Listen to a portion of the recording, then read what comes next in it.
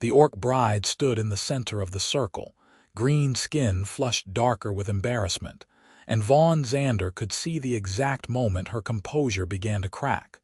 "Choose a suitor," the clan chanted, voices rising and falling like waves against rock. "Choose a suitor, choose a suitor." Vaughn had been invited to witness the spring choosing rite as a neutral party. A human millwright who had worked with the Dawnforge clan for 3 seasons now, repairing their grain mill and recording their customs in the journal his guild required. He sat on a low bench outside the circle of torches, charcoal stick paused above parchment, watching the ceremony unfold with growing unease. The bride, Grenna Dawnforge, was younger than him by perhaps 2 years, putting her at maybe 20 summers. She had the build of someone who worked hard and ran harder, lean muscle beneath green skin that caught the firelight. Her tusks were small, barely extending past her upper lip, and her black hair had been braided into an elaborate crown for the ceremony. She wore a dress of undyed linen, simple and pale, that made her look vulnerable in a way Vaughn suspected she never usually appeared. Around her stood 4 suitors, each holding a token they had presented at the beginning of the rite. Vaughn had sketched them all: a warrior with a spear wrapped in red cord, a hunter with a wolf pelt, a farmer with a sheaf of wheat bound in gold thread, and a smith with a knife that gleamed blue in the torchlight. The warrior was Haldor, the clan chief's nephew. He stood closest to Grenna, his shoulders broad, his jaw set with the confidence of someone who had never been told no. The knife he had presented was worth more than the other 3 tokens combined. "Choose a suitor," the chant grew louder. The clan elders had explained to Vaughn earlier that the rite must be completed before the moon reached its zenith. They had perhaps 10 minutes left. Grenna's gaze swept over the 4 men, and Vaughn saw her hands trembling. She looked past them to the crowd, to her mother standing with the other clan mothers, to her younger brother who watched with worried eyes. When her gaze accidentally met Vaughn's across the circle, he saw something that made his chest tighten: desperation. "Choose a suitor, choose a suitor." She opened her mouth, and Vaughn knew what she was about to do. She was going to choose Haldor because that was what everyone expected, what everyone wanted, and because refusing him would bring shame on her family and possibly fracture the clan. He could see it in the defeated slope of her shoulders, in the way her hand lifted toward the warrior. Vaughn was not a man who believed in love at first sight. He was 22 years old, practical-minded, and dedicated to his craft. He had come to Orc lands because the guild paid well for cultural documentation, and because he liked the challenge of adapting water wheel mechanisms to different terrain. He did not believe in grand romantic gestures. He stood anyway, cup of spring wine still in his hand. "Grenna Dawnforge," he called out, his voice cutting through the chant. The circle fell silent. 50 faces turned toward him. Grenna's eyes went wide. Vaughn stepped forward into the torchlight, into the sacred circle where he had no right to stand. His heart hammered against his ribs, but his hand was steady as he raised the cup. "I ask you to marry me instead." For a heartbeat, nobody moved. Then the silence shattered. "Sacrilege!" one of the elders shouted. "The human has violated the rite," another cried. Haldor's hand went to the sword at his hip. "You dare!" But Vaughn kept his eyes on Grenna, and he saw the exact moment hope kindled in her face, small and fragile as a candle flame. "The rite demands tokens from suitors," an old woman's voice cut through the chaos. Chiefess Marta Dawnforge, Grenna's mother, stepped into the circle. She was gray-haired and stern-faced, and Vaughn had worked with her enough to know she was fair-minded. "Do you present a token, Vaughn Xander?" Vaughn had nothing prepared. He had not planned this. But his hand went to his belt, to the leather pouch where he kept his tools, and he drew out the item he valued most in the world. A gear made of bronze, small enough to fit in his palm, engraved with a spiral pattern.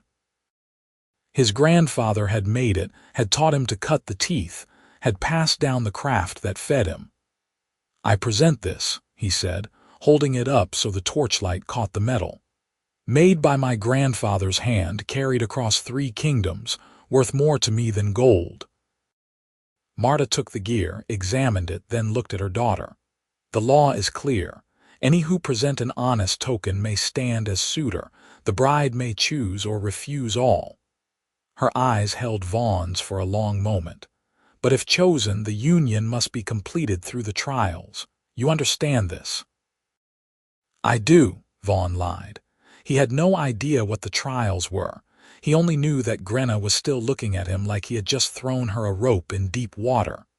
"Grenna," Marta's voice was gentle now, "you may choose, daughter, or you may refuse and wait for the autumn rite." Haldor stepped forward. "This is madness. He is not clan. He has no standing, no family ties, no strength. I have courted Grenna for 2 years, and I have refused you for 2 years," Grenna said quietly. Then louder, "I choose Vaughn Xander." The chaos that erupted was immediate and loud. Vaughn barely processed it, because Grenna was crossing the circle toward him, and when she reached him she grabbed his hand, her grip strong and warm. "Thank you," she whispered, so softly only he could hear. "Thank you." "You are welcome," he managed, and then the chiefess was pulling them aside, away from the shouting, into a tent at the edge of the gathering grounds. Inside, lit by oil lamps, Marta shut the flap and rounded on them both. "That was either the bravest or the most foolish thing I have witnessed in 30 years of leading this clan." She pointed at Vaughn. "You know nothing of our trials." "No," he admitted. "You have no clan sponsor to speak for your character." "No.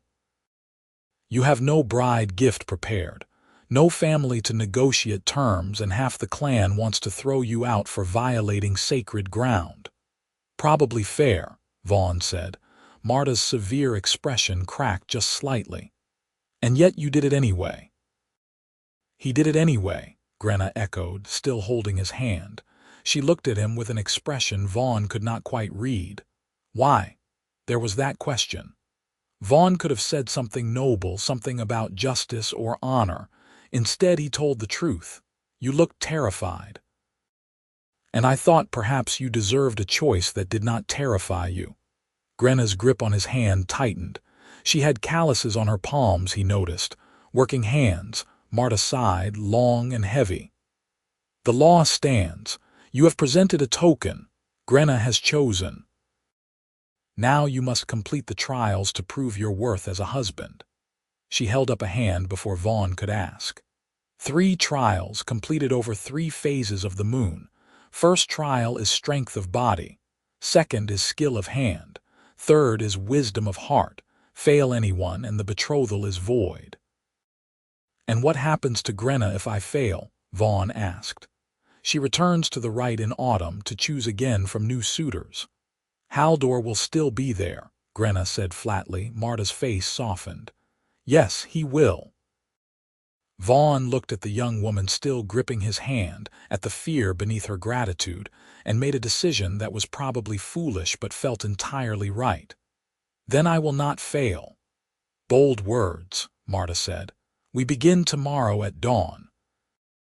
"Grenna, you may speak with him tonight, help him understand what he faces. But know this, both of you, the clan is watching. If this is a mockery, if this is some game, it will end badly. The rite is sacred. Marriage is sacred. Do not make light of it." "We would not," Grenna said firmly. Marta studied them both, then nodded. "Go. You have until moonset to talk." They left the tent together, walking past clusters of orcs who watched them with expressions ranging from curiosity to outright hostility. Haldor stood with a group of warriors, his face dark with fury. Vaughn met his gaze steadily and kept walking. Grenna led him away from the gathering grounds, down a path through the forest, until they reached a clearing beside a stream. The water rushed over stones, loud enough to mask their voices. She finally released his hand and turned to face him. "Why did you really do it? I told you the truth. You risked everything for a woman you barely know because she looked scared." Grenna shook her head. "Men do not do that, not for orcs. This one did." She studied him in the moonlight, her expression unreadable. "You understand what you have done. The trials are not symbolic, they are dangerous. Men have died in them." That was new information. Vaughn absorbed it, adjusted his mental calculations, and nodded. "Tell me what I face." Grenna sat on a flat rock beside the stream and gestured for him to join her. He did, close enough that their shoulders nearly touched. "The first trial is combat," she said. "You must face each of the other suitors in single combat. You do not need to defeat them all, but you must show courage and skill. Running or yielding immediately means failure."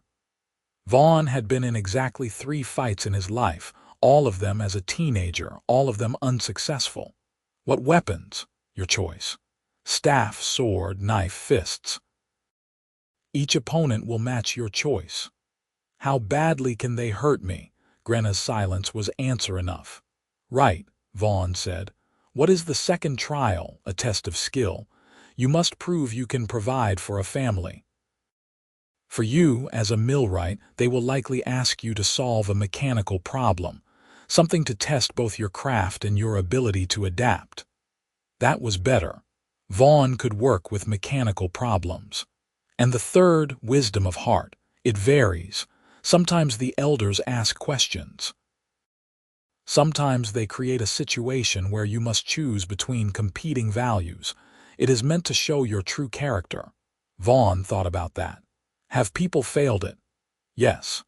One man walked away from an injured child to complete a task the elders had assigned. He failed." Grenna's voice was hard. "He was sent away." "Good," Vaughn said, meaning it. They sat in silence for a moment, listening to the stream. Then Grenna spoke again, softer. "You can still walk away. Before the trials begin, no shame in that. Everyone would understand." "Would you?" She looked at him, really looked, her dark eyes searching his face. "No," she admitted. "I would not understand, but I would not blame you either. I am not walking away. You might die." "Then I will die having made my own choice," Vaughn said. "Same as you." Grenna's breath caught. When she spoke again, her voice was rough. "I thought I was going to have to marry him. Haldor. He is the chief's nephew and a respected warrior, and everyone assumed we would wed. I kept refusing, kept delaying, but tonight was the final rite. After 2 refusals, clan law says I must choose or forfeit my place in the family, become clanless. That is a cruel law. It is an old law from when we were a smaller people and needed every alliance to survive." Grenna wrapped her arms around herself. "I do not love him. I do not even like him. He is proud and cruel, and he thinks I should be grateful for his attention. But he is powerful, and my family needs the alliance with his line, and I thought—" She stopped, swallowed. "I thought I would have to choose duty over everything else. And now I have a chance, a small one. If you complete the trials, if the clan accepts you, I will be free of him." She turned to him. "But Vaughn, you must understand, I am grateful, desperately grateful, but that is not the same as love. I do not know you, you do not know me. If you succeed, we will be married, and that is a real thing, not a story. What happens after?" It was a fair question.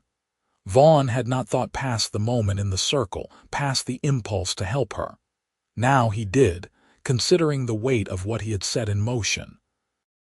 "I think," he said slowly, "that we would have time to figure it out, time without you being trapped with someone you fear, time to see if we might suit each other. And if we do not, then we will have at least chosen our own path to that discovery." Vaughn met her eyes. "I did not do this expecting you to fall in love with me, Grenna. I did it because you deserved better than being forced." She was quiet for a long moment. When she spoke, her voice was unsteady. "Thank you. Again, I keep saying it, but I do not think you understand what you gave me tonight. A chance, Vaughn said. A chance, she agreed. She stood, brushed off her dress. We should return. People will talk if we stay out too long. Tomorrow is the first trial. Get rest. Will you be there? I will be there, she promised. And Vaughn, for the combat trial, choose the staff. Why? Because Haldor is weakest with the staff, and you will face him last. They walked back together through the forest. At the edge of the gathering grounds, Grenna paused. I live in the long house with my mother and brother. You can stay in the guest lodge tonight. She hesitated, then added, Sleep well. You will need your strength. You as well. She left him there, walking toward the large timber building where firelight glowed through the windows. Vaughn watched her go, then headed for the smaller lodge where he had been staying during his work with the mill. Several orcs were still awake, sitting around fires, talking in low voices. He felt their eyes on him, heard the conversations pause as he passed. In the lodge, he lay on the narrow bed and stared at the ceiling. His life had turned sideways in the space of an hour. Tomorrow he would fight 4 men who likely wanted to hurt him very badly.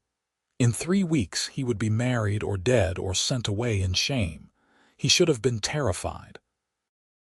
Instead he felt oddly calm, as if some part of him had been waiting for exactly this moment, for a reason to be more than just a competent craftsman passing through other people's lives. He fell asleep thinking of Grenna's face when he had raised the cup, the way hope had kindled in her eyes. Dawn came cold and bright. Vaughn washed in the stream, dressed in his sturdiest clothes, and walked to the clan hall where Marta had told him to present himself. The building was ancient timber, carved with patterns of leaves and animals. Inside, the clan was already gathering. Grenna stood with her mother near the front. She had changed into practical clothes, leather trousers and a tunic, her hair in a simple braid. When she saw him, she nodded, a small gesture of encouragement. The other suitors were there too. 3 of them stood together, looking uncomfortable. Haldor stood apart, his arms crossed, radiating fury. Marta raised her hand and the hall fell silent. We gather to witness the first trial. Vaughn Xander has claimed the right to stand as suitor to Grenna Dawnforge. He must now prove his worth in combat against each challenger. She turned to Vaughn. Choose your weapon. Staff, Vaughn said clearly. A ripple of surprise went through the crowd. Apparently that was not the expected choice. Vaughn did not care. He trusted Grenna's advice. 2 orcs brought out practice staffs, smooth wood about 6 feet long, weighted and balanced. Vaughn took one, tested its heft. He had never fought with a staff before, but he had built enough handles and levers to understand leverage. First challenger, Brock of the Hunter line. The man with the wolf pelt token stepped forward. He was lean and rangy, with scars on his arms that spoke of hard living in the wild. He took his staff and gave Vaughn a measuring look. I bear you no ill will, Brock said quietly, but I offered honestly for Grenna. I will not yield easily. I would not want you to, Vaughn replied. They moved to the center of the hall where a circle had been marked in chalk on the floor. Marta stood at the edge. Begin. Brock moved fast, his staff whipping toward Vaughn's ribs. Vaughn barely blocked in time, the impact jarring his arms. Another strike, high, then low. Vaughn gave ground, blocking desperately, his mind working frantically to find patterns in Brock's attacks. There. The hunter favored his right side, put more weight into strikes from that angle. Vaughn waited for the next right-hand strike. Then instead of blocking, he sidestepped and swung his staff low, aiming for Brock's leading knee. He connected. Brock grunted, his stance faltering for just a moment. Vaughn pressed forward, not gracefully but with determination, forcing Brock to give ground. They traded blows for what felt like hours but was probably minutes. Vaughn's hand stung, His shoulders ached, but he did not back down. Finally, Brock stepped back, breathing hard, and nodded. Enough. You have shown courage, Marta nodded. First trial passed. Next challenger, Garrett of the farmer line. The farmer was shorter than Vaughn, but much broader, with arms thick from years of labor. He moved slower than Brock, but each strike carried brutal force. The first blow that got through Vaughn's guard hit his shoulder and nearly knocked him down. Vaughn gritted his teeth and adjusted. Strength against strength would not work. He started moving more, circling, making Garrett work to close the distance. When the farmer lunged, Vaughn dodged and struck at his exposed side. Not hard enough to do damage, but enough to score a point. They went back and forth, Vaughn taking more hits than he landed, but never yielding. Finally, Garrett laughed, a booming sound, and lowered his staff. You fight like a fox, all cleverness. I respect that. He offered his hand. Vaughn shook it, relieved. Next challenger, Marcus of the Smith line. The Smith was middle-aged, his gray-streaked hair tied back, his hands scarred from forge work. He fought methodically, precisely, each strike calculated. Vaughn found himself on the defensive again, barely able to keep up with the technical precision. A strike to his ribs, another to his thigh. He was losing ground. Then he remembered watching Marcus present his knife at the rite, remembered the pride in the craftsmanship. Fellow craftsmen. Vaughn changed tactics, started treating the fight like a conversation between builders, responding to Marcus's patterns with his own, finding a rhythm. Marcus's eyes gleamed with understanding. They traded strikes, almost dancing now, and when Marcus finally stepped back, he was smiling. You learn quickly. Good. My offer was honest, but I think Grenna may have chosen well. 3 down. Vaughn was bruised, exhausted, his hands bleeding from gripping the staff. But he was still standing. Final challenger, Haldor of the chief line. Haldor stepped into the circle. He was bigger than Vaughn, a trained warrior, and the look in his eyes promised pain. You should have stayed out of clan business, human, he said, loud enough for the whole hall to hear. And you should have accepted that Grenna did not want you, Vaughn replied evenly. Haldor's face darkened with rage. He attacked without waiting for Marta's signal, his staff swinging toward Vaughn's head with killing force. Vaughn ducked, but not fast enough. The staff caught his shoulder, the same one Garrett had hit, and agony lanced through him. He stumbled, nearly fell. Stop. Marta's voice cracked like a whip. Haldor, you struck before the signal. He was ready enough, Haldor snarled. The law, I am ready now, Vaughn interrupted, straightening despite the pain. He looked at Marta. Begin the match properly. Marta's expression was grim, but she nodded. Begin. This time Haldor was slightly more controlled, but not much. He came at Vaughn with the fury of a man who had been denied what he saw as his right. Every strike was meant to hurt, to humiliate. Vaughn could not match his strength or his speed. He knew that, so he stopped trying. Instead, he started watching for patterns again, looking for the tells, the moments when Haldor overextended because he was angry. There. Haldor wound up for a big overhead strike. Instead of blocking, Vaughn dropped and rolled, coming up behind him. He struck at Haldor's knee, not hard enough to injure but hard enough to make him stumble. The crowd gasped. Haldor roared and spun, but he was off balance now. Vaughn pressed the tiny advantage, using every dirty trick he could think of, every bit of leverage. He tripped Haldor, received a brutal strike to his ribs for it, but kept moving, kept fighting. He was going to lose. He knew that. But he was not going to make it easy.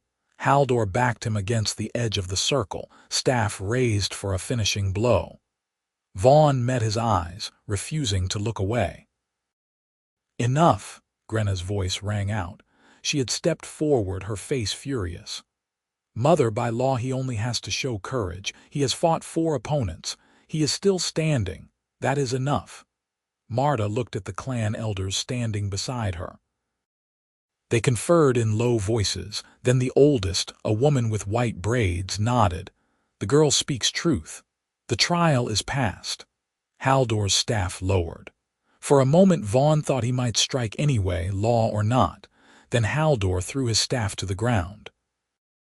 "This is not over," he said, and stalked from the hall. Vaughn's legs gave out. He sat down hard on the floor, breathing like he had run a mile. His shoulder was on fire, his ribs ached, and he was fairly certain he would have bruises in the shape of staffs all over his body. Grenna was there suddenly, kneeling beside him. "You are hurt. I am alive," Vaughn corrected. "That counts as a victory." She helped him stand, letting him lean on her when his legs wobbled. "That was incredibly stupid and brave. I aim to be both whenever possible." That startled a laugh from her, quickly suppressed. She helped him out of the hall, away from the watching crowd, into a smaller building that smelled of herbs and medicines. A healer, an old orc man with gentle hands, examined Vaughn's injuries while Grenna hovered nearby. "Bruised ribs, bruised shoulder, no breaks," the healer announced. "You are lucky. Haldor strikes to maim." "I noticed," Vaughn said through gritted teeth as the healer applied something that stung viciously to the cuts on his hands. "Rest today. Tomorrow you may move slowly. The second trial is in 1 week. You will need to be healed by then." The healer left them alone. Grenna pulled up a stool and sat beside the cot where Vaughn lay. "You could have yielded to Haldor," she said quietly. "Could have. He might have killed you. Possibly. And yet you did not yield." Vaughn turned his head to look at her. "Would you have wanted me to?" Grenna was quiet for a long moment. "No," she admitted, "but I did not want you hurt either, and you are hurt because of me." "Because of my choice," Vaughn corrected. "You did not force me into that circle, still." They sat in comfortable silence for a while. Finally, Grenna spoke again. "The second trial will be in 1 week. They will announce the challenge tomorrow. Usually they give you 3 days to prepare. What do you think they will choose?" "For you, something with the mill probably. A mechanical puzzle," she hesitated. "Haldor will try to sabotage you. I assumed as much. I will help however I can. And Marcus, the smith, I think he will help too. He respects good craftsmanship." Grenna's mouth quirked. "You made a better showing than anyone expected." Several of the clan elders were impressed. Several, more than none. Vaughn laughed, then winced as his ribs protested. "Small victories." Grenna reached out and took his hand, the gesture tentative. "Thank you again." "I know I keep saying it, but then stop," Vaughn said gently. "You have thanked me enough. Now we are in this together. Partners."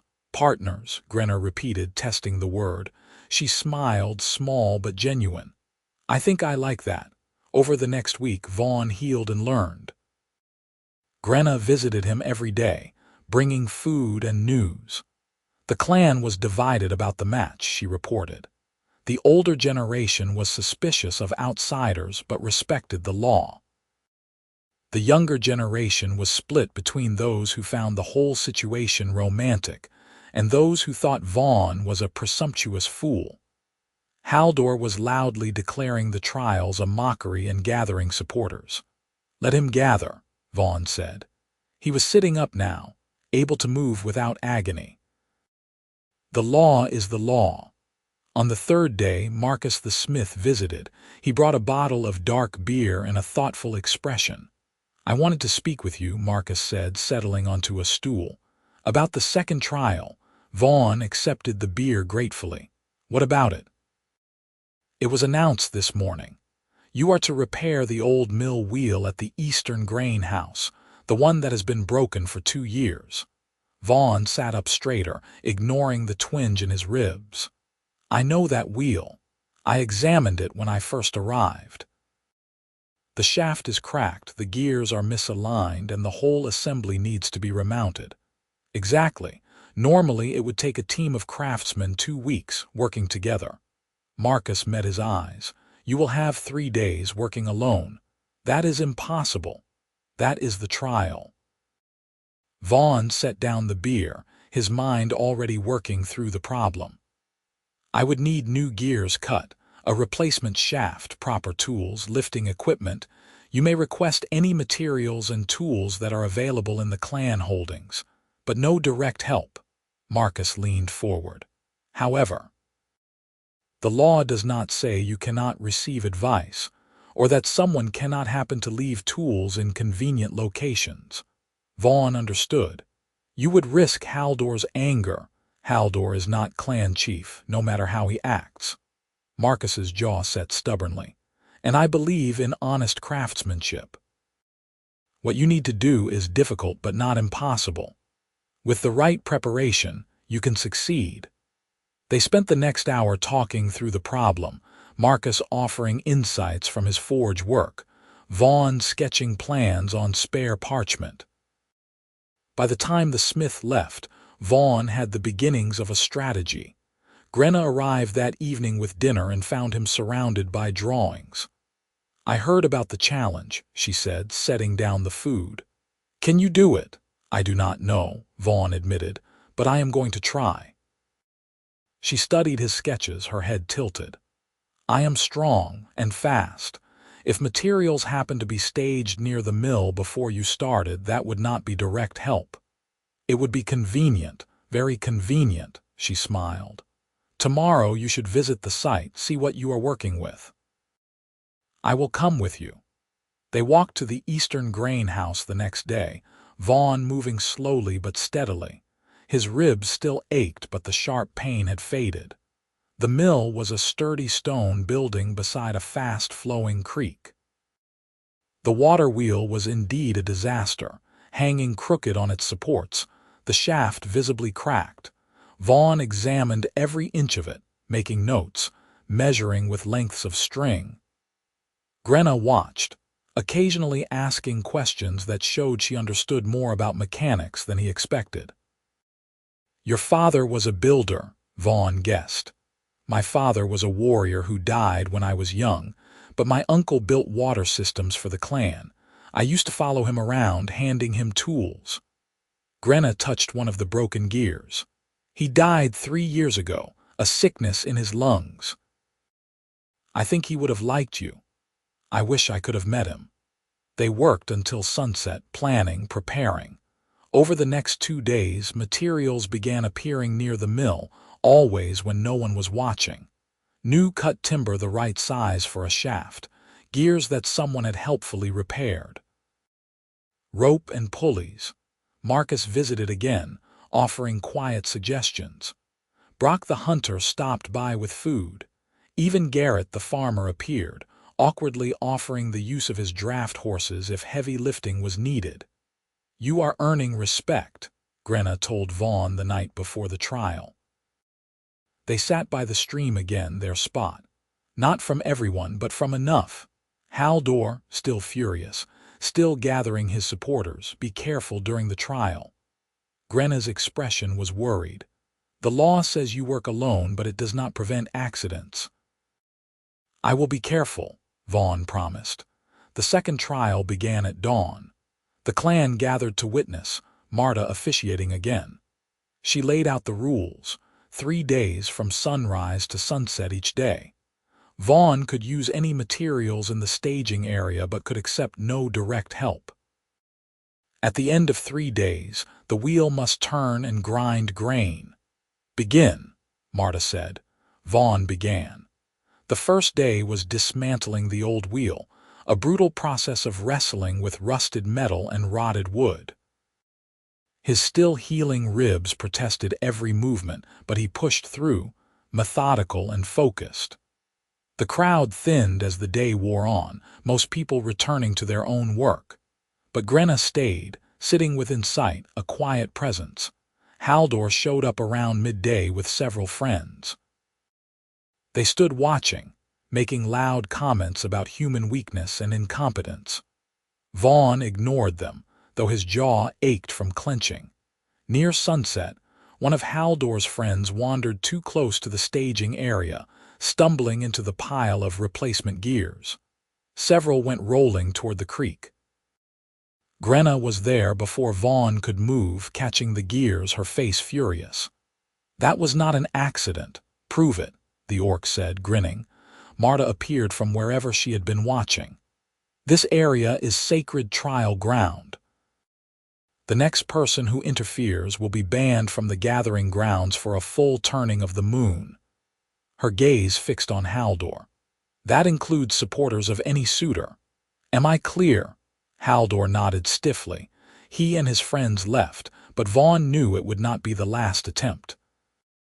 The second day was construction. Vaughn mounted the new shaft, aligned the gears, rebuilt the support structure. It was slow, painstaking work, made harder by exhaustion and lingering pain. His hands bled again, splinters and cuts and rope burns. But the wheel began to take shape. Marcus appeared briefly, ostensibly to deliver a message to someone else, but he paused near Vaughn and spoke casually about tension and counterweights, information that helped Vaughn solve a problem with the mounting. Other clan members stopped by throughout the day, some curious, some supportive, some skeptical. An old woman brought him lunch and told him her grandson had chosen to marry outside his kin and had been happy. A young orc man asked detailed questions about gear ratios, clearly fascinated by the craft. Grenna never left. She sat on a rock by the creek, working on carving something from wood, present but not interfering. Vaughn found her presence steadying, a reminder of why he was doing this. By sunset of the second day, the wheel was mounted and the gears were in place. But the crucial test remained. Would it actually turn? "One more day," Grenna said as they walked back to the village together. Vaughn was limping now, his body a collection of aches and pains. "You are close." "Close is not finished. You will finish." Vaughn wished he had her confidence. The third day dawned rainy, a cold spring drizzle that made everything slippery and miserable. Vaughn worked with numb fingers, making the final adjustments, testing each connection, praying to whatever gods might listen that his calculations were correct. The crowd was larger today, sensing the climax. Marta stood with the elders, watching impassively. Haldor was there too, his arms crossed, his expression dark. Noon came. Then afternoon. Vaughn made adjustment after adjustment, each one small but crucial. His vision was blurring from exhaustion, his hands shaking, but he kept working. Finally, as the sun began its descent toward the horizon, he stepped back. The wheel was complete. Everything was in place. It should work. Vaughn pulled the lever that opened the sluice gate. Water rushed into the channel, hit the wheel, and nothing. The wheel shuddered but did not turn. Vaughn's heart sank. He had failed. Then Grenna was there, not touching the wheel but pointing, shouting. "The brake! You left the brake engaged." Vaughn looked and saw she was right. A wooden brake he had set that morning for safety, forgotten in his exhaustion. He released it, and the wheel lurched into motion. It turned. Slowly at first, then faster, water pouring over the paddles, gears meshing, the grindstone inside beginning to spin. Vaughn stumbled into the mill house and checked the stone. It was turning smoothly, grinding the test grain someone had left there into flour. The wheel worked. A cheer went up from part of the crowd. Vaughn walked back outside on shaking legs and found Marta there. "The trial is past," she said formally.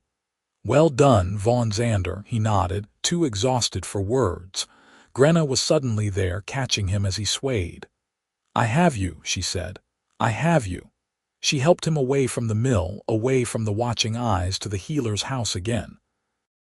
Vaughn collapsed on the cot and was asleep before the healer even finished examining him. He woke hours later, night full outside. Someone had bandaged his hands properly and left food beside the cot. Grenna sat in a chair nearby, her head tipped back, asleep. Vaughn watched her in the dim light. Her face was peaceful and sleep, younger looking. the usual guardedness gone. He thought about the past 2 weeks, the impossible situation they had stumbled into together, the way they had begun learning to work as partners. He did not love her yet. He was fairly certain she did not love him. But he liked her, respected her, enjoyed her company. Maybe that was enough to build on. Grenna stirred, her eyes opening. When she saw him awake, she sat up quickly. "How do you feel?" "Like I rebuilt a mill wheel with broken ribs." "So not great, he agreed, but he was smiling. She smiled back, tentative but warm. "You did it. I did not think it was possible, but you did it. We did it. Your help, Marcus's advice, everyone who staged materials. I could not have succeeded alone. But you are the one who endured. You are the one who passed the trial." Grenna leaned forward. "One more trial, Vaughn. One more and you are free. We are both free." "What is the third trial?" "Tomorrow Marta will announce it. Usually there is a week to prepare, same as before." Grenna's expression turned serious. "Haldor is losing support. After you pass the second trial, several clan members who were neutral declared in your favor, but that makes him more dangerous, not less. Desperate men do desperate things. I will be careful, please." Her hand found his, fingers lacing together. It felt natural now, this casual intimacy. "I do not want you hurt again." "I do not particularly want that either." She laughed softly. Then her expression turned vulnerable in a way he had not seen before. "Vaughn, I need to tell you something. In case you do not know, in case you have misunderstood. When we began this, I was only grateful. But now," she paused, clearly struggling for words, "now I find myself looking forward to seeing you. I worry when you are hurt. I am proud when you succeed. I do not know if that is love, but it is something. And I wanted you to know before the final trial that you are not alone in this anymore. Whatever happens, we face it together." Vaughn squeezed her hand. "I feel the same. I look at you and I think perhaps I made the best impulsive decision of my life. Only perhaps." "Definitely," he corrected, and was rewarded with her smile. They sat together in comfortable silence, hands linked, until Grenna finally stood. "You should rest more. Tomorrow is the announcement and then preparation begins. Will you come back tomorrow? Try to keep me away." She left, and Vaughn lay back down, but sleep would not come. His mind was already turning over possibilities for the third trial, the test of wisdom and heart. What would the elders ask? What choice would they demand? He was still thinking when sleep finally claimed him. The announcement came at noon the next day in the clan hall. Vaughn stood before the elders, Grenna beside him now by right, as Marta read the terms. The third trial tests wisdom of heart and strength of character. "Vaughn Xander, you will be given a task that requires you to choose between competing goods. How you choose and why will determine your worthiness as a husband and clan member." Vaughn waited. Marta continued, "1 week from today, you will be sent into the forest with only basic supplies. You must reach the old shrine at the peak of Eagle Mountain and return within 3 days. The path is dangerous. It is also the path that our young hunters take for their first solo hunt." That did not sound so bad, Vaughn thought. Difficult, but straightforward. Then Marta added, "At the same time, we will send Grenna's younger brother Finn on his own trial hunt, as is traditional for boys of 15 summers. He will go east toward the bear territory. You will go west toward the mountain. You will not see each other." Vaughn's stomach dropped. He understood now. This was not about reaching the mountain. This was about what he would do if something went wrong. "If Finn needs help," Marta said quietly, "we will send no one. That is the tradition. A hunter must complete his trial alone or fail honorably. But we cannot prevent travelers from encountering each other in the forest or from offering aid if they happen to meet." Her gaze held Vaughn's. "You must choose your own path, Vaughn Xander. Choose what matters most to you. That choice will show us who you are." The hall was silent. Vaughn understood the trap now. If he ignored Finn to complete his own trial, he would pass the test but prove himself selfish, willing to let a boy suffer for his own gain. If he helped Finn, he would fail his trial but prove his character was good. There was no right answer, only hard choices. "I understand," Vaughn said. "You have 1 week to prepare. Use it well." The week that followed was strange. Vaughn healed, trained his body for the journey ahead, and spent long hours with Grenna. They talked about everything and nothing, learning each other's histories, favorite foods, childhood fears, dreams for the future. Finn visited too, a lanky 15-year-old with his sister's eyes and his father's warrior build. He was nervous about his trial hunt, trying to hide it beneath bravado. "I am ready," Finn insisted. "I have been training for years." "I know," Grenna said, but her face was tight with worry. Vaughn understood her fear. Sending teenagers into the wilderness alone was a brutal tradition, meant to forge strong hunters but equally capable of killing them. Bear territory was particularly dangerous. He spent time with Finn, teaching him some practical skills about staying calm under pressure, about assessing risk, about when pride was worth less than survival. The boy listened, his bravado fading into genuine attention. "You will do well," Vaughn told him the night before the trials. "Trust your training." "What about you?" Finn asked. "What will you do if your trial goes wrong?" It was the question everyone was carefully not asking directly. Vaughn chose his words carefully. "I will do what seems right in the moment. That is all any of us can do." Finn nodded slowly. "Grenna is lucky that you chose to stand for her. I think perhaps I am the lucky one." The morning of the trials came cold and clear. Vaughn stood at the western trailhead, pack on his back, Grenna beside him for the farewell. Finn was at the eastern trail with his mother and the hunting elders. 3 days, Grenna said. She was trying to sound confident, but her hands were shaking. "You can reach the shrine and return in 3 days easily." "I can," Vaughn agreed. "And Finn is well trained. He will be fine." "He will." She looked at him, really looked, her eyes dark with fear and hope tangled together. "I am asking you to abandon my brother if he needs help." "That is what this trial demands. I hate it. It is a cruel test, but necessary, the elders say, to prove you value your own success, your own honor." Grenna's voice shook.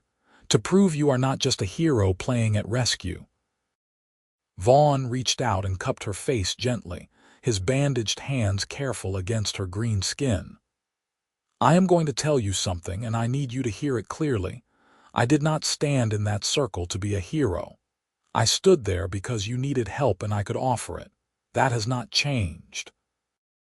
Whatever happens in the next 3 days, I will make the choice I can live with, the choice that lets me look at you afterward without shame." Tears spilled down her cheeks. "If you fail the trial for Finn's sake, we cannot marry. The clan will not allow it, I know. I will lose you." "Perhaps," Vaughn said gently.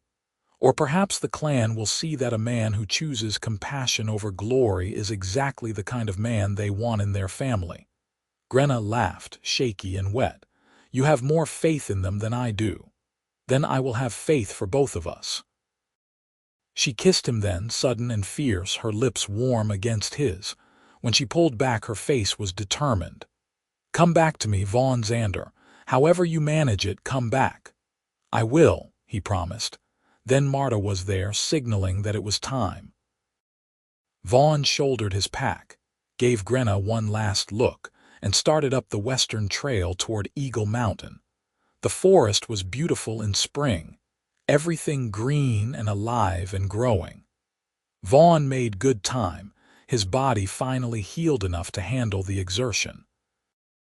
The trail was clear, well marked by generations of hunters. By nightfall of the first day, he had covered perhaps a third of the distance to the mountain shrine. He made camp, ate cold rations, and lay in his bedroll watching stars appear through the tree canopy. Somewhere to the east, Finn was making his own camp, preparing for his own hunt. Vaughn hoped the boy was safe. The second day brought him into higher country, the trail steeper, rockier. He saw a deer, a fox, an eagle circling overhead. No sign of other people. That was expected. The trials demanded solitude. Late in the afternoon he heard shouting. Vaughn stopped, listening. It came from the east, faint but clear enough to recognize as distress. His heart began to pound. Finn, or some other traveler, the trial was clear. Reach the shrine and return, do not deviate. Prove your commitment. But that was definitely shouting. Someone needed help. Vaughn thought of Grenna's face, the way she had looked when she said, "I will lose you." He thought of his own words about making choices he could live with. He thought of the man he wanted to be versus the man the trial demanded. Then he left the trail and headed east, running toward the shouts. He found Finn a mile in, backed against a rock face by a bear. It was not a full-grown adult, but it was still massive, still dangerous. Finn had his bow drawn, but his hands were shaking badly. He must have stumbled onto the bear's territory by accident. Vaughn did not think, just acted. He grabbed a large branch and started shouting, waving his arms, making himself a bigger threat. The bear swung toward him, and Vaughn's courage nearly failed. Then Finn's arrow caught it in the shoulder, not a killing blow but enough to hurt, and the bear decided 2 threats were too many. It turned and crashed away through the underbrush. Vaughn stood there, breathing hard, and looked at Finn. The boy had lowered his bow, his face white with shock. "You came," Finn said. "You left your trial to help me." "Yes." "Why, you will fail now, you will lose everything." Vaughn managed a shaky laugh. "Because your sister would never forgive me if I let you get eaten by a bear, and honestly, I would not forgive myself either." Finn's face crumpled. "I ruined everything. I was careless, I did not check the wind, I walked right into its territory like a stupid child." "You are 15, Vaughn said firmly. "You are allowed to make mistakes. The trick is surviving them." He looked around, assessing. "We need to move. That bear might come back. Can you walk?" "Yes." "Then we head west, back to my trail. We will reach the shrine together if we move fast." "Together?" Vaughn met the boy's eyes. "I already failed my trial by helping you. Might as well make the failure count for something." They traveled through the night, pushing hard. Finn was tough, keeping pace despite his exhaustion and fear. They talked as they walked, Finn apologizing over and over until Vaughn told him to stop. "I made a choice," Vaughn said. "I stand by it. Whatever comes next, that is on me. Grenna will be heartbroken. Grenna will understand." They reached the shrine at Eagle Mountain as dawn broke on the 3rd day. It was an ancient place, stones carved with orc symbols, offerings left by generations of hunters. Vaughn knelt and said a prayer to whatever spirits guarded this place, asking for wisdom, for strength, for a future that did not break Grenna's heart. Then they started back down, racing against time. They reached the village at sunset on the 3rd day, exactly as the trial time expired. The clan was gathered, waiting. Grenna stood with her mother, her face white with strain. When she saw Finn beside Vaughn, alive and safe, she nearly collapsed with relief, but Marta's expression was grave. "Finn Dawnforge," she said formally. "Report on your trial hunt." Finn stepped forward. Vaughn saw him tremble, saw him gather courage. "I failed, Mother. I walked into bear territory without proper caution and was trapped. I would have died if Vaughn had not come to help me." A murmur ran through the crowd. Marta's face was unreadable. "And Vaughn Xander, did you reach the shrine?" "I did," Vaughn said. "With Finn's help we reached it together. The trial demanded you go alone. It did. You were told to choose your path. You chose to abandon your trial to save a boy who was not your responsibility. I did, Vaughn said again. There was no point in denying it. And I would make the same choice again. Marta looked at him for a long moment. Then she turned to the elders. They conferred in low voices while the crowd waited, tense and silent. Grenna had moved to stand beside Vaughn, her hand finding his, her grip crushing. Finally, the oldest elder, the white-haired woman, stepped forward. Vaughn Xander, you have completed 3 trials.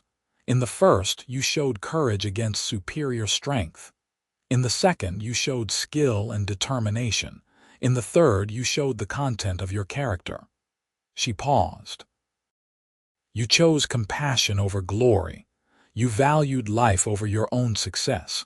You proved yourself willing to sacrifice for others, even when those others were not your own family. Vaughn's heart was pounding. He could not tell if this was leading to approval or condemnation. The elder continued, some would say you failed the trial, that you proved yourself weak, easily distracted from your purpose. But this clan values more than strength. We value wisdom.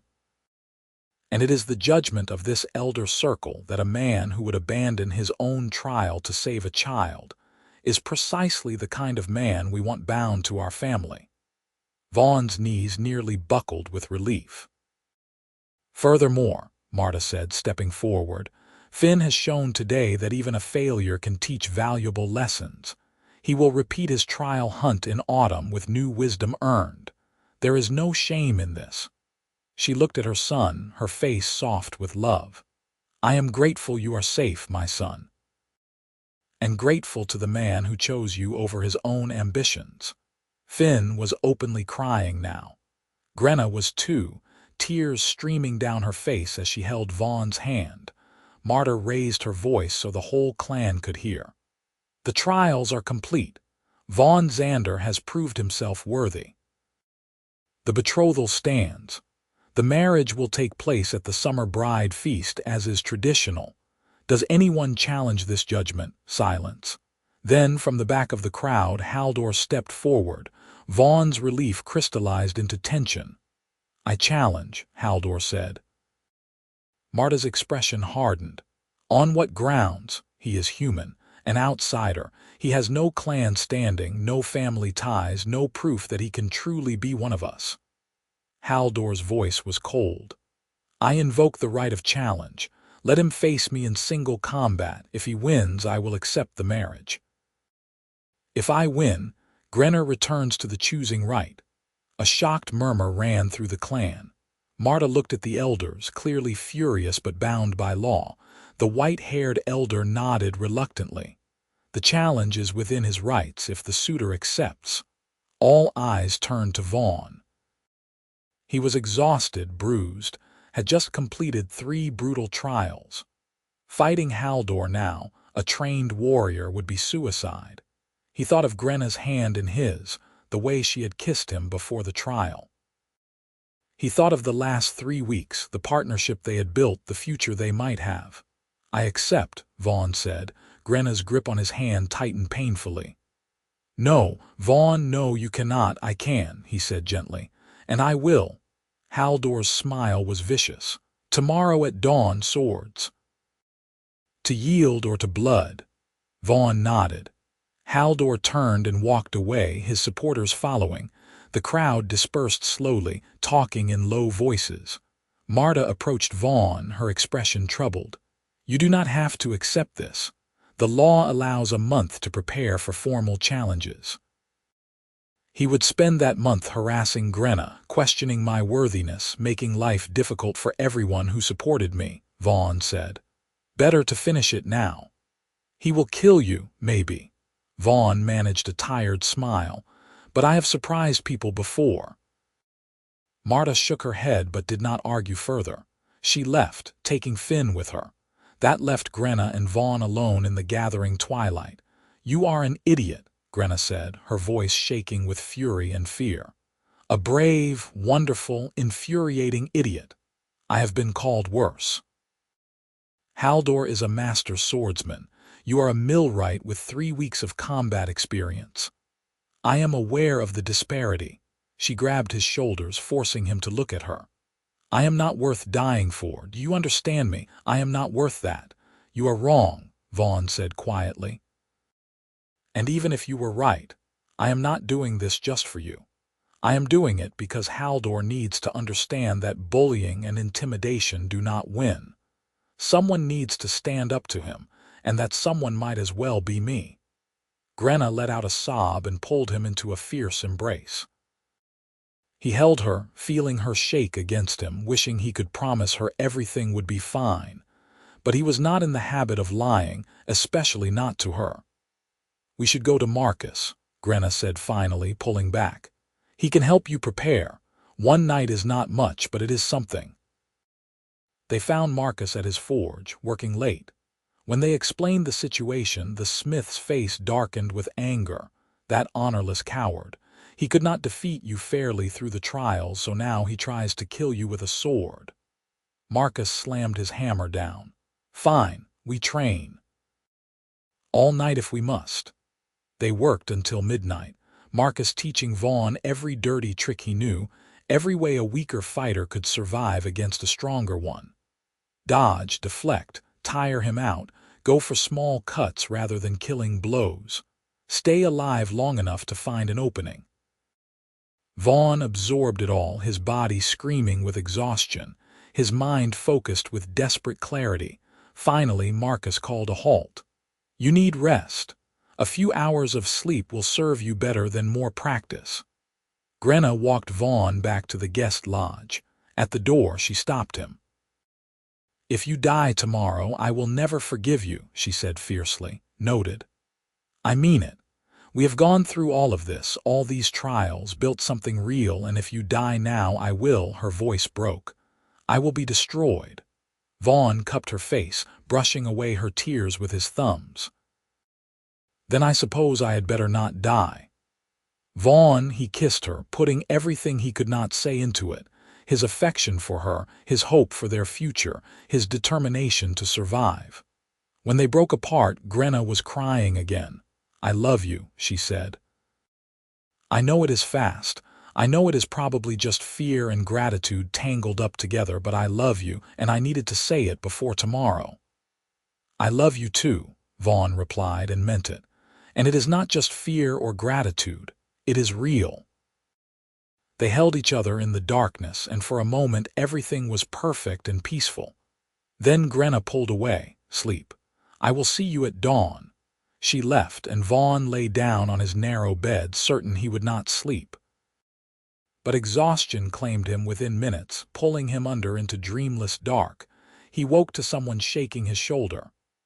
Brock the hunter stood over him, his face grim. Dawn approaches. It is time.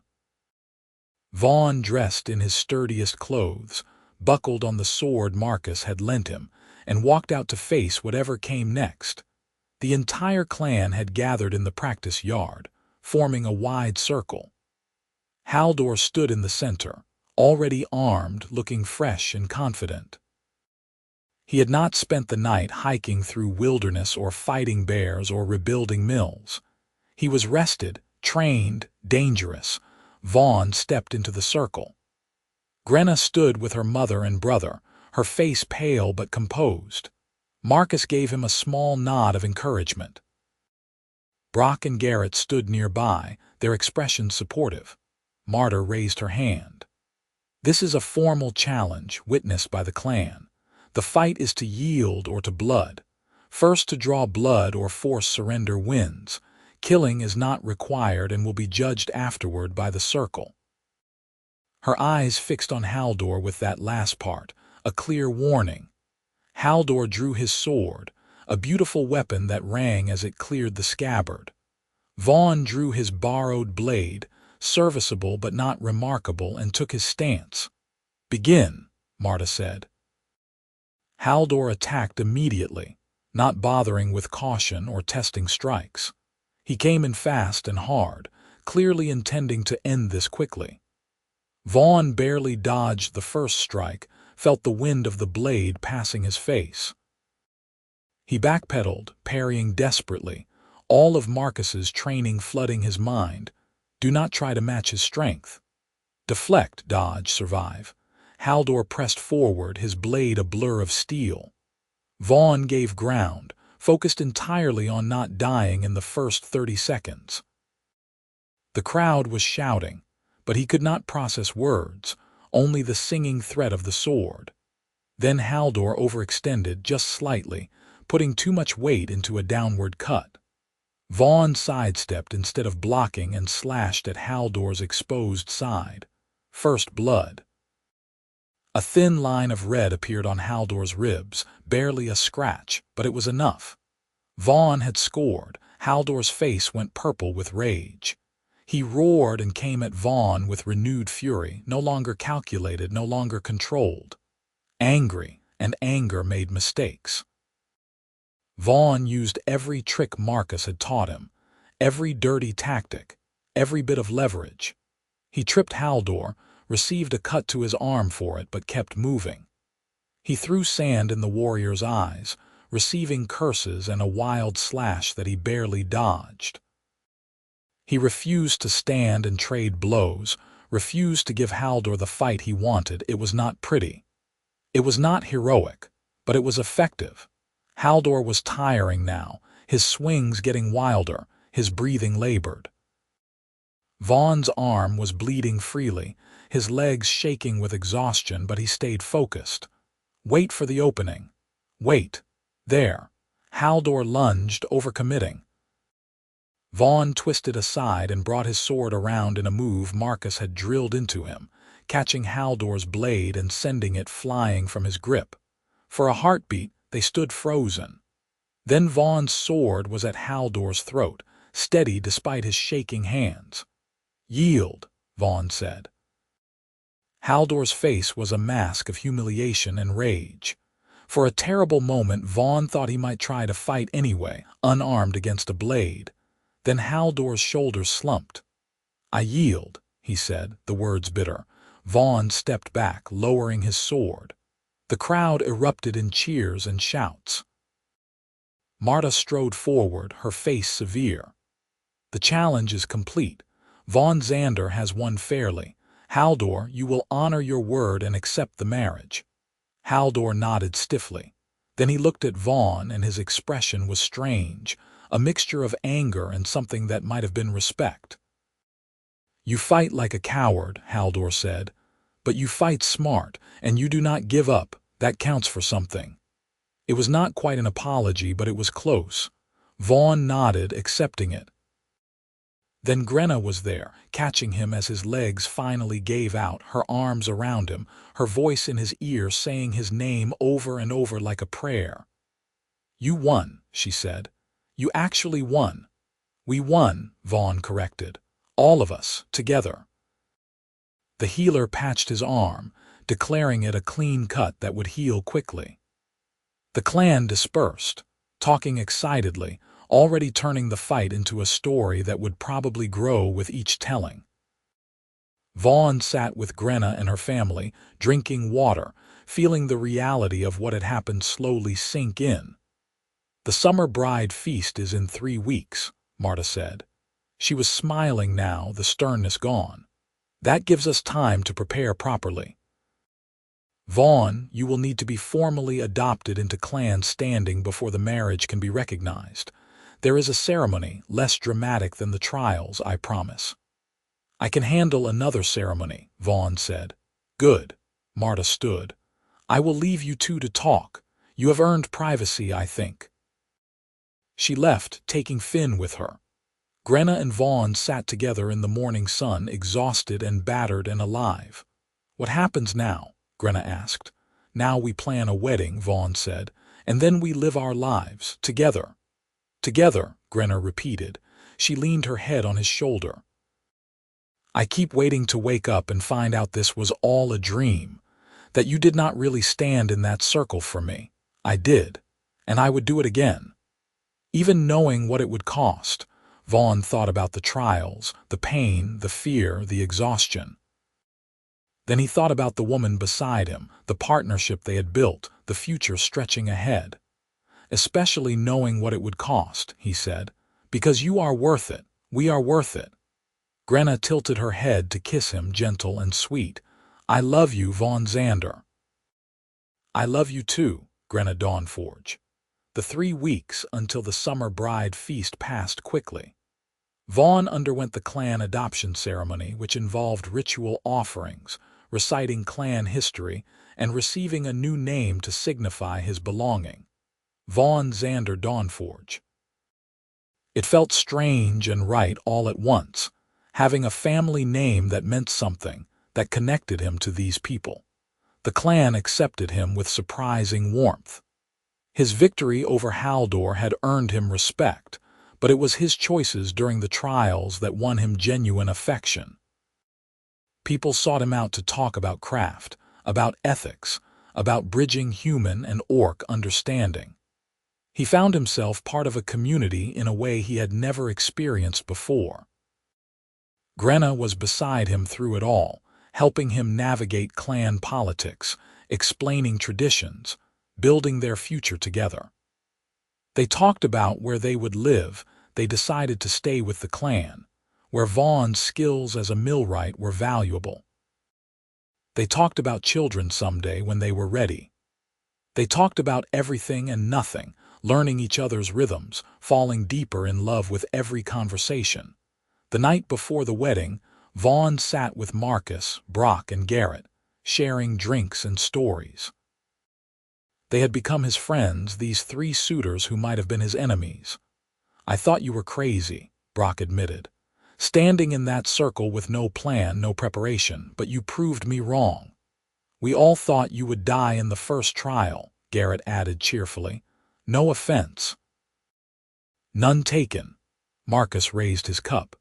"To Vaughn Xander Dawnforge, the most stubborn, brave, foolish man I have ever met, and the best friend a craftsman could ask for." They drank, and Vaughn felt warmth spread through his chest that had nothing to do with the alcohol. This was belonging. This was home. The wedding day dawned clear and warm, a perfect summer morning. The clan had decorated the gathering grounds with flowers and ribbons, prepared a feast that made Vaughn's mouth water just smelling it. Musicians tuned their instruments, children ran around in their best clothes, and everywhere there was laughter and joy. Vaughn dressed in new clothes Grenna's mother had made for him, fine cloth dyed deep blue, embroidered with symbols of his craft. Marcus helped him with the clasps, grinning. "Nervous, terrified," Vaughn admitted, "but in a good way. That is how it should be." They walked together to the gathering grounds. The entire clan was assembled, seated in rings around a central platform. At the front stood Marta and the elders, ready to officiate. And there, walking toward the platform from the other side, was Grenna. She took Vaughn's breath away. She wore a dress of green cloth that matched her skin, embroidered with gold thread in patterns of leaves and water. Her hair was unbound, falling in dark waves past her shoulders.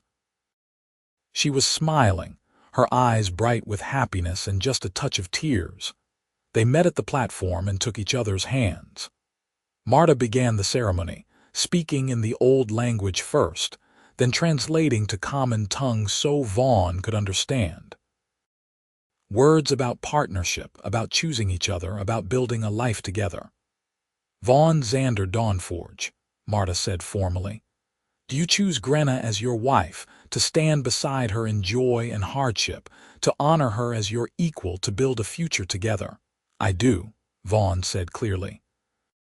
"Grenna Dawnforge, do you choose Vaughn as your husband, to stand beside him in joy and hardship, to honor him as your equal, to build a future together?"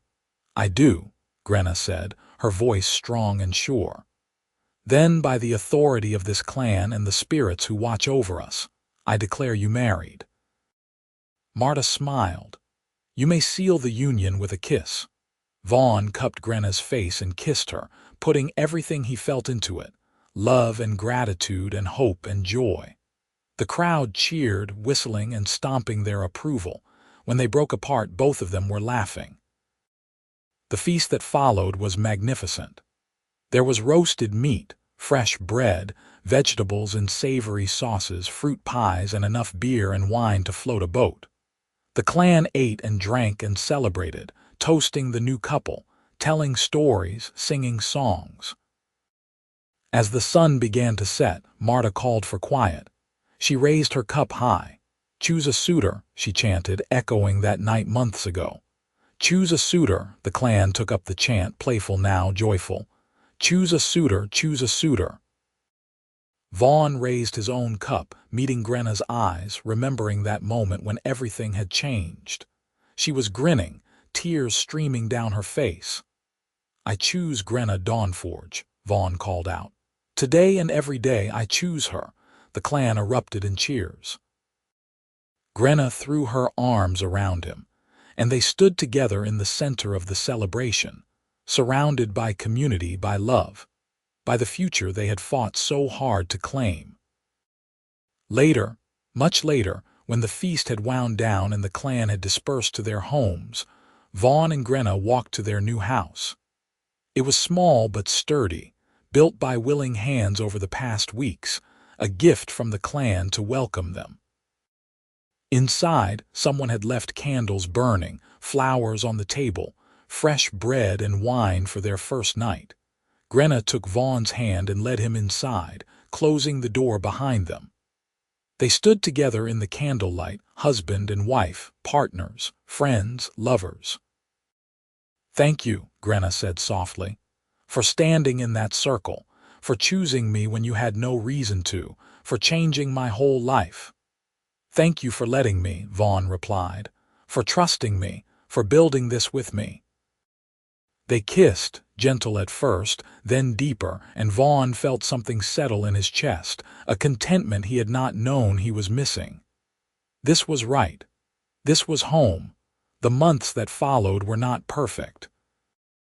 They argued sometimes, about small things and occasionally larger things, learning how to navigate married life together. Vaughn worked on the mill and took on other mechanical projects around the clan lands. Grenna helped her mother with clan governance and trained the younger hunters. Haldor remained with the clan, and while he was never warm to Vaughn, he maintained a grudging respect and caused no further trouble. He eventually married someone else, a warrior from a neighboring clan, and seemed content enough. Marcus became Vaughn's closest friend, their shops side by side, often collaborating on projects that needed both forge work and mechanical expertise. Brock and Garrett remained friendly, stopping by to share news and drinks. Finn completed his trial hunt successfully in autumn and returned a full hunter, grateful to Vaughn for the second chance. He became protective of both his sister and his brother-in-law, a staunch ally in clan politics. As winter approached and the year turned toward its end, Grenna came to Vaughn one evening with news that made his heart soar. She was pregnant. They sat together that night, planning, dreaming, imagining the child who would be both human and orc, a bridge between worlds. Vaughn thought about his grandfather, about the legacy of craft and care he had inherited, and hoped he could pass something similar to his own children. Spring came again, and with it the choosing rite for a new crop of eligible daughters. Vaughn and Grenna attended as witnesses, watching young women make their choices, hoping none of them felt the pressure and fear Grenna had felt a year ago. After the ceremony, walking home under the stars, Grenna squeezed Vaughn's hand. "You ever regret it?" she asked. "Raising that cup? Turning your whole life upside down?" Vaughn pulled her close, his hand resting on the small swell of her belly where their child grew. He thought about the question, really considered it. The trials, the pain, the fear, the struggle. And then he thought about everything that had come after. Love, belonging, purpose, home. "Not for a single moment," he said. "You are the best choice I ever made." Grenna smiled up at him, her eyes bright in the moonlight. "And you are mine." They walked home together through the sleeping village. Two people who had found each other across the divide of species and circumstance, who had built something real and lasting from an impulsive moment of compassion. Behind them, the clan grounds were quiet. Ahead, their house waited, warm with firelight and promise. In late summer, Grenna gave birth to a daughter. She had her mother's green skin and her father's brown eyes, tiny tusks that would grow with time, and a cry that could wake the entire village. They named her Willow, for the trees that grew beside the stream where Vaughn and Grenna had first sat together and begun building their partnership. The clan celebrated the birth with traditional gifts and blessings. Marta held her granddaughter with tears in her eyes, seeing the future of the clan written in that tiny face. A future where human and orc were not enemies but family. Vaughn held his daughter in his arms and marveled at the weight of her, the perfection of her small hands, the way she seemed to know his voice already. He thought about the night he had stood in that circle, the moment he had raised his cup, how impossible this future had seemed then. "Hello, Willow," he whispered. "Welcome to the world. You have quite a story behind you already." Grenna laughed from her bed, tired but radiant. "Tell her when she is older, when she can appreciate how ridiculous her parents are." "When she is older," Vaughn agreed. "But for now, let us just be a family." And they were. Through seasons and years, through challenges and celebrations, through the everyday miracle of shared life, they were a family. Vaughn built mills and bridges, his craft bringing prosperity to the clan. Grenna became a leader in her own right, her wisdom sought in disputes and decisions. Willow grew strong and clever, a child of two worlds who belonged fully to both. Years later, when Willow was old enough to ask questions, Vaughn told her the story of how he had met her mother. He told it honestly, the fear and the courage, the trials and the choices, the moment when everything had changed. "You raised your cup and asked Mother to marry you," Willow asked, her eyes wide. "Just like that. Without knowing her, just like that," Vaughn confirmed. "It was the most impulsive thing I had ever done." "And the best thing," Grenna added, sitting beside them. "And the best thing," Vaughn agreed. Willow thought about that, her young face serious. What if she had said no? "Then I would have failed and your mother would have had to make a different choice and you would not exist," Vaughn said. "But she said yes, and I completed the trials, and here we are." "Here we are," Grenna echoed. She took Vaughn's hand, their fingers intertwining automatically after years of practice, and smiled at their daughter. "Sometimes the bravest thing you can do is offer someone a choice when they have none. Your father gave me that, and everything good in my life came from it." Willow nodded slowly, absorbing the lesson. Then she grinned, her small tusks showing. "I hope when I am grown up, someone is brave enough to choose me too." "Anyone would be lucky to be chosen by you," Vaughn said. "But remember, you get to choose too. That is the most important part." "I will remember," Willow promised. The years continued to unfold, each one adding new stories to the tapestry of their life together. There were hardships, of course. Seasons when the harvest failed and food was scarce. Winters that were brutally cold. Sickness that touched the clan, taking some and sparing others. Political tensions with neighboring clans that required careful diplomacy. But through it all, Vaughn and Grenna stood together, partners in the truest sense. They supported each other through grief and celebrated together in joy. They raised Willow with love and care, teaching her the best of both human and orc traditions. They built something lasting, not just for themselves but for their community. When Marta grew old and it came time to choose a new clan chieftain, Grenna was selected by unanimous vote. Vaughn stood beside her as she took the oath, proud beyond words. She led with wisdom and strength, always remembering that moment when someone had stood up for her when she could not stand for herself. always ensuring that those without power had choices. Under Grenna's leadership, the Dawnforge clan prospered. They built stronger ties with neighboring clans, both orc and mixed communities. They became known as a place where different peoples could live together in peace. Other interspecies couples sought them out, looking for a place where they would be accepted. The clan grew, diversified, thrived. Vaughn's mill became a center of trade and learning, where young craftsmen came to apprentice regardless of their species. He taught humans and orcs side by side, passing on not just the technical skills, but the philosophy his grandfather had given him.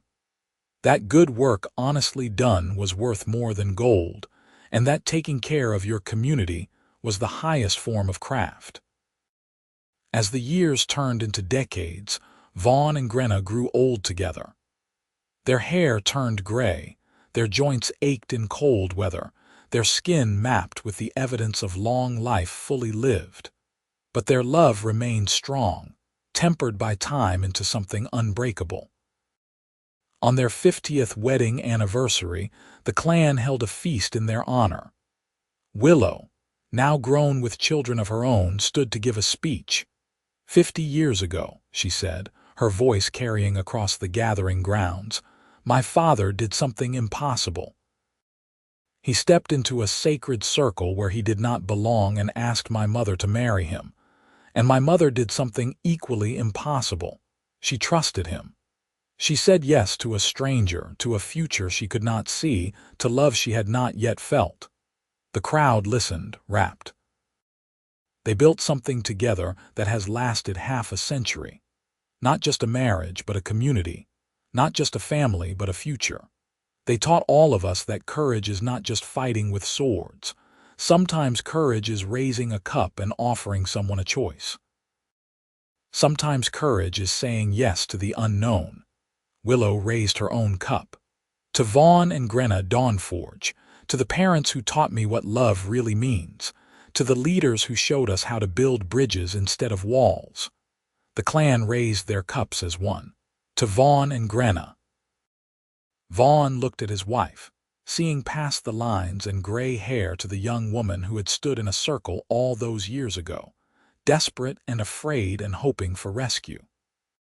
She looked back at him, and he knew she saw past his aged exterior to the young millwright who had been brave enough to be impulsive, compassionate enough to risk everything. No regrets, he asked, a callback to that question they had never liked. But Grenna smiled, understanding the moment. Not a single one. You. Only that I did not raise that cup sooner, Vaughn said. She laughed, the sound warm and familiar after 50 years of hearing it. We found each other at exactly the right moment, not sooner, not later, right when we both needed it most. Then I suppose the spirits knew what they were doing. I suppose they did. They stood together as the celebration continued around them, two people who had taken a chance on each other and built something beautiful from it. The next generation danced and sang. The children ran playing between the tables, and the future stretched ahead bright with possibility. That night, after the feast had ended and the clan had dispersed, Vaughn and Grenna walked to the stream where they had first sat together so many years ago. The water still rushed over the stones, constant and unchanging, but they had changed, grown, become something more together than they ever could have been apart. You remember that first night? Grenna asked, settling onto the flat rock that had been their place. When I told you I did not know if gratitude was the same as love, I remember. I know now, she said softly. Gratitude was the beginning, but love is what we built afterward, day by day, choice by choice. Vaughn sat beside her, close enough that their shoulders touched, the way they had sat so long ago. And it was worth building. It was worth everything. They sat in companionable silence, listening to the stream, watching stars emerge in the darkening sky. Two people who had found each other across impossible odds, who had fought for their future and won, who had built a life of meaning and love. Eventually they stood, joints protesting, and walked home together. Their house was filled now with reminders of their long life.